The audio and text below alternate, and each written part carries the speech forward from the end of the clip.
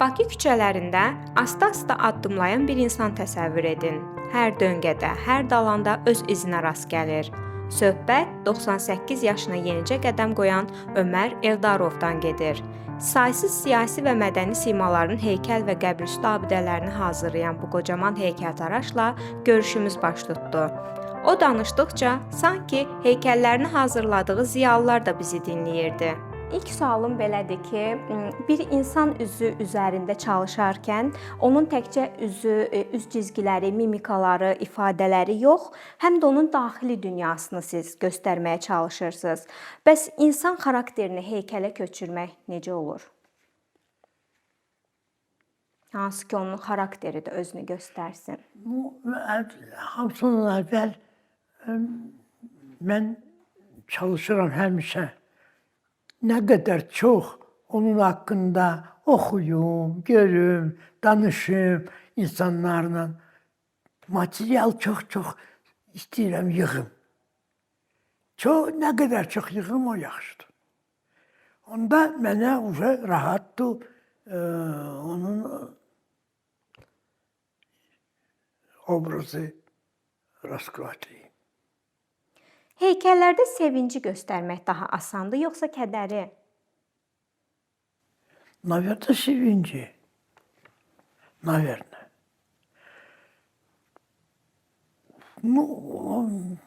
Mövzudan asılıdır da. Mövzudan asılıdır. Bəs heykəltaraşlıqda sükut necə ifadə olunur? Çünki hər şey deməklə olmur. Bəzən insan susaraq göstərir hər şeyi. Heykəllər,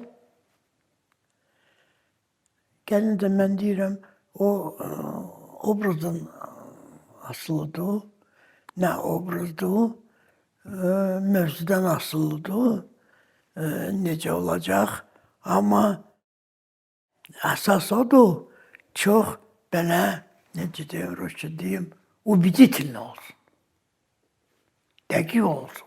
İnsan ona baxanda, işəndə, görəndə, işləyəndə görəcək bu doğrudan belədir.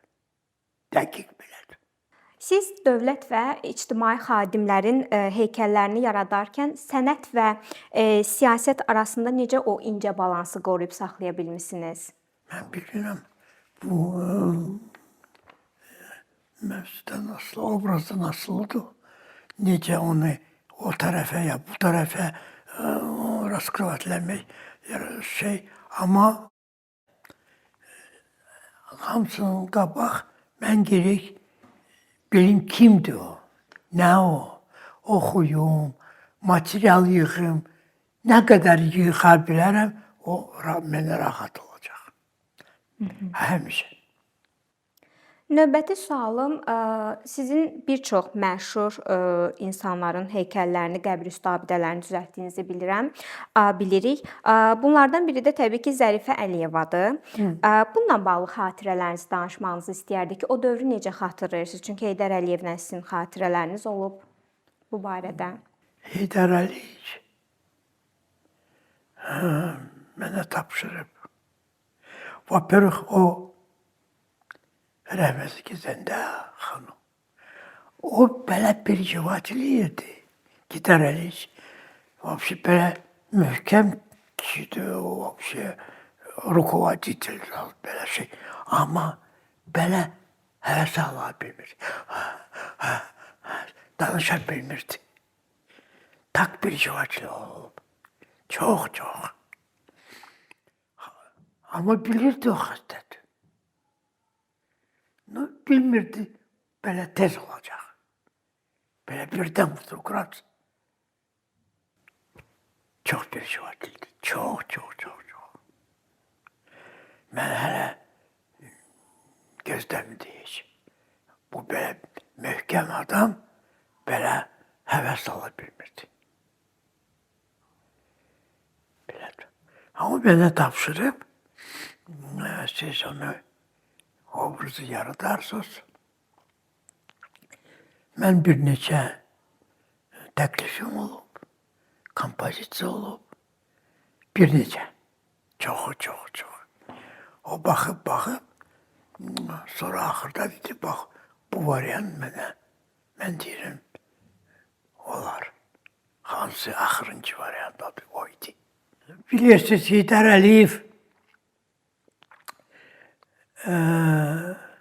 rəhbər idi.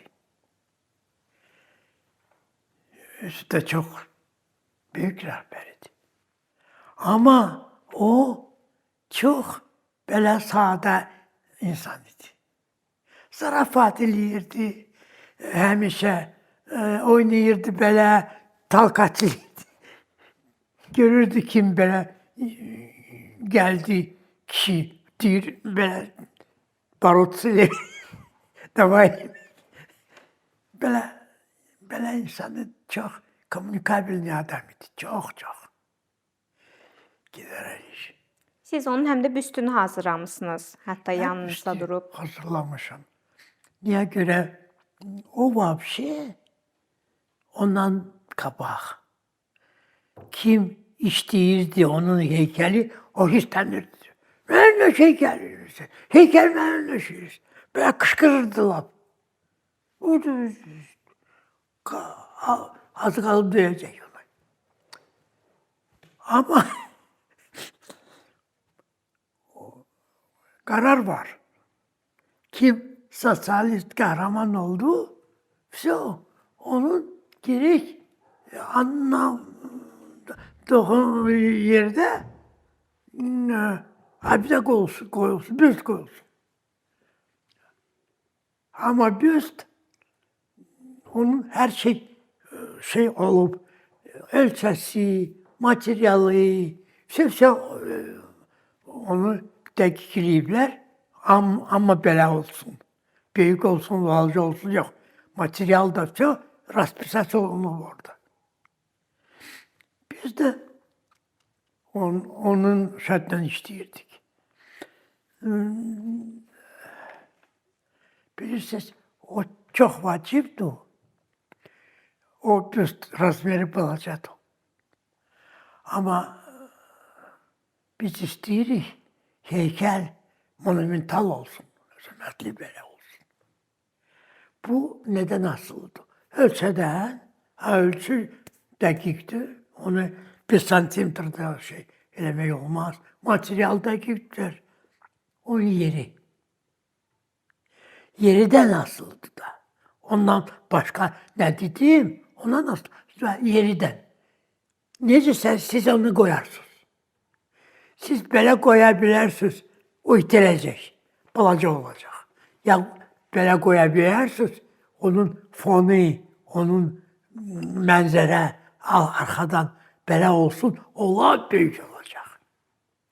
Biz də belə eləmişik. Bu Maminə xatun qoymuş lap axırda. Niyə görə? Mənzərə belə ölkə olsun. Çox böyük. Orada bir neçə ölkə daşı var. Belə uzun, çox uzun mənzərədir. Onun ssenari de var. Siz koyarsınız da pustim yol. Rafael xanım hələ belə dedi, burada olsun. Orada Allah uzat. Mən dedim, yox, axırda olsun. Yox, necə axırda? Mən necə deyərəm, Heydər Əliyev axırda olsun. Baxarıqdan Heydər Əliyev də deyəcək. Heydər Əliyev gəldi, Rafael xanım şundan soruşdu. Harada qoyaq? Mən deyirəm, burada qoy. O deyir, yox, bəs axırda.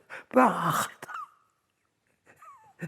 Kakraz da o çox müdrik adam idi. O hər şey bilirdi.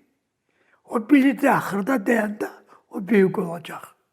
O bilirdi, o axırda deyəndə proses olacaq. Hər dəfə siz gəlirsiniz, prosedura olacaq. Siz gedirsiniz, təntənəli belə çox acib şeylər olur. Bəli. Yerindən bax. Elə sizin sözünüzə qüvvət bir mövzu xatırladım bundan bağlı. Bilirsiniz ki, Anar Rzayevin belə bir çıxışı olmuşdu ki, Həsən bəy Zərdabinin heykəli köçürülsün. Çünki səbəb kimi də onu göstərirdi ki, həmin yerdə artıq restoran fəaliyyət göstərir və sanki Zərdabinin heykəli orada qapıçı rolunu oynayır dırnaqarası. Bununla bağlı da fikirlərinizi bilmək istəyərdik ki, ümumiyyətlə heykəllərin köçürülməsinə münasibətiniz necədir? Bəlkə mən ilk dəfə onu eşidirəm. Bilmirəm, bəlkə lazım olsa, ona xeyrə olsa lazımdır. Xeyrə olmasa lazım deyil. Necə o heykəl onu dəyişəndə yaxşılıq olacaq, ya olmayacaq. O nasıldır ancaq. Anlayıram. Belə bir sualım var ki, sizin çoxlu fəaliyyətiniz boyunca çoxlu insanlarla görüşmüsüz və onların heykəllərini düzəltmisiniz. Bəs Ömər Eldarovun heykəlini kim hazırlasın istəyərdiniz? Kimə etibar eləyərdiniz bu işi? Mən istəyirəm olmasın. Mən istəyirəm mənim heykəli olmasın. Savsem istəmirəm onu. Xoşlamıram. Mənim heykəlim. Niyə lazımdır? Mən o qədər heykəl eləmişəm. Şəhər mənim heykəl, hamısı mənim heykəldir. Bu heykəller mənə də heykəldir. Məni prosto izobraziyat məni lazım deyil. Mən belə bilirəm. Sanki onların timsalında öz heykəlinizi də qurmuş kimi hiss eləyirsiniz özünüzü. Mütləq. Anlayıram. Siz bəs öz yaratdığınız heykəllərə baxanda nə hiss eləyirsiniz? Onlarla nə danışırsınız? Çünki illər öncə yaratdığınız işlərdir. Bilirsiniz, müəllif həmişə öz işi görəndə обязательно mütləq tapır. Ay, bunu mən eləmişim. Yox, bunu mən necə? Bu səhər belə görsənir, axşam belə görsənir. Mən səhv eləmişəm belə. Həmişə belə olur. Amma yaxşı şey olsa, o görünür. Müəllif də görür. Baba, bu düzdür, bu düzdür. Necə deyim? Məndə, как Rusça deyim, я еще ни одной постановки своей скульптуры не разочаровался. Hər heykəl yaxşı dayanır. Anlayıram. Bəs elə bir iş var ki, onu bu vaxta qədər görməmisiniz. Elə bir obraz, elə bir mövzu. Yəni niyyətiniz, arzunuz var ki, indən belə onunla məşğul olasınız, onu yaradasınız. Biz çox yaradırıq.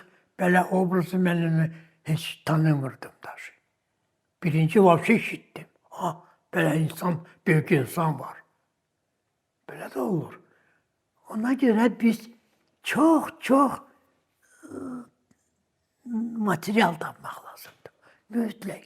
O harda olub, necə olub, kiminlə danışır, nə eləyib, izuşat. Rusça deyirəm, izuşat eləmək lazım. Çox diqqətlə. Çox diqqətlə. Ondan sonra yaratmaq. Amma ürəyinizdə qalan bir obraz yoxdur hələ ki. Yox. Hamısını yaratmısınız. Yaratmışam. Siz bayaq qeyd elədiniz ki, həmişə müəllif öz əl işlərinə baxanda düzgün olan şeyləri görür, amma tənqidlərini də eləyir özünə. Ümumiyyətlə yaradıcı insanlara iki aspektdən yanaşırlar. Ya onun işinə heyran olurlar, ya da tənqid eləyirlər. Bəs sizə gələn tənqidləri necə qəbul edirsiniz? Olub da. Dəyişmək olmur. Dəyişmək olmur. Fikir eləmək lazım. Olmur da. İşte boş şey dirərsən. Nastroyeniyasız adı. Yox. Bilirsiniz, məndə belə çox olmayıb. Mən gəldim, lab düz deyil. Belə olmayıb. Bəs xatırlayırsınız ki, sizə kimsə yaxınlaşıb hansısa bir əl işinizlə bağlı tənqid eləyib və bu sizin ovqatınıza pis təsir eləyib həmin gün?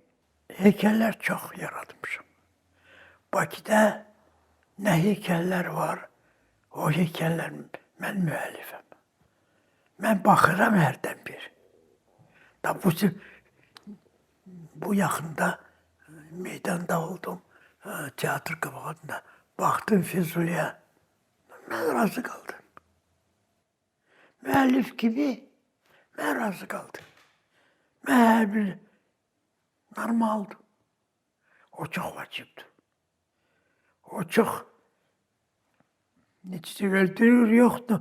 Çox pis olur. Müəllif gələndə, ay vay, mən nə elədim? Belə oldu. Məndə belə olmuyor. İnşallah. İnşallah belə olmuyor. Anlayıram. Belə bir sualım var ki, hazırda gənclər rəssamlığa çox böyük maraq göstərirlər. Amma sanki heykəltaraşlığa o qədər də maraq yoxdur. Yoxsa kənardanmı elə görünür, yaxud elədirsə də bunun səbəbi nədir? Mən deyərəm səbəbi nədir. Bilirsiniz, heykəl belə şeydir. Onu rəssamdan asılı deyil işte. Gerek şey olsun, devlet kararı olsun, meriye kararı olsun, bir böyle şeyler olsun gerek o koyulsun. Ondan asılı değil hiç.